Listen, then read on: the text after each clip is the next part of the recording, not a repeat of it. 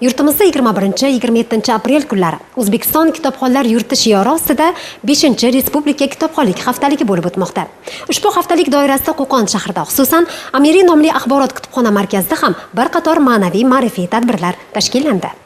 Biz har bir kunimizga alohida e'tibor berib, birinchi kunimizda o'zi ochilish marosimi bo'lib o'tdi. Ikkinchi kuniga biz ochiq eshiklar kuniga taklif qilgan o'quvchilarimiz bilan birgalikda zakovat o'yinlari, men kitobni sevaman, kitob mening ustozim degan chellenjlar, hashtaglarni olib bordik. Bundan tashqari 3-kuniga biz maktablarimiz bilan, ya'ni 19-maktabning alvon yelkanlari sahnalashtirilgan ko'rinishlari, 16-maktabning Shoh Sulton asarlarining sahnalashtirilgani jajji o'quvchilarimizga namoyish qilishdi. Yosh avlodning ma'naviy hamda intellektual salohiyatini kuchaytirishda kitobning o'rni va ahamiyatini yanada oshirish, kitobxonlik madaniyatini yuksaltirishda maktab kutubxonalarining o'rni beqiyos hisoblanadi. Mazkur haftalikning 4-kunida Axborot kutubxona markazida shahardagi umumta'lim maktablarining kutubxonalarida faoliyat olib borayotgan kutubxonachilar o'rtasida eng yaxshi maktab kutubxonachisi ko'rik-tanlovi bo'lib o'tdi. Maktab kutubxonachilari 3 ta shart bo'yicha bellashishdi. Bunda birinchi sharti, ya'ni o'zini tanishtirish sharti, ikkinchi shartimiz test, uchinchisi erkin mavzu bo'yicha shartlarni olib borib, shu shartlar bo'yicha ajratilgan vaqtlardan unumli foydalanib, o'zlarini namoyish etishdi.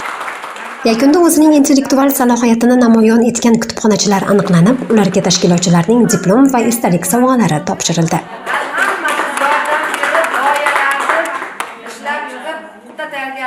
Viloyatdan birinchi o'rinda olishga va'da berasizmi? Yashang, tabriklaymiz.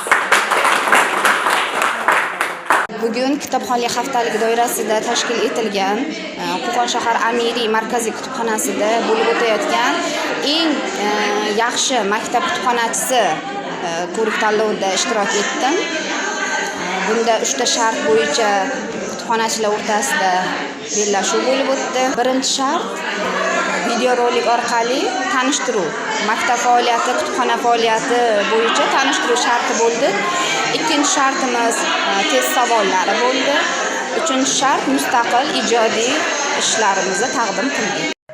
Darhaqiqat, kitobning o'rni, qadr-qimmati hech qachon yo'qolmaydi. Kitob maslahatchi, sadoqatli hamroh, eng yaqin do'st va bebaho boylikdir. Inson hayotida uning o'rni muhim sanaladi. Jahon madaniyatiga munosib hissa qo'shgan, ajdodlarimiz erishgan betakror yutuqlar zamirida ham kitob mutolaasi mujassam. Kitobxonlik haftaligining ham muntazam ravishda o'tkazilishi aholining kitobxonlik madaniyatini yuksaltirishga qaratilganligi bilan ahamiyatlidir.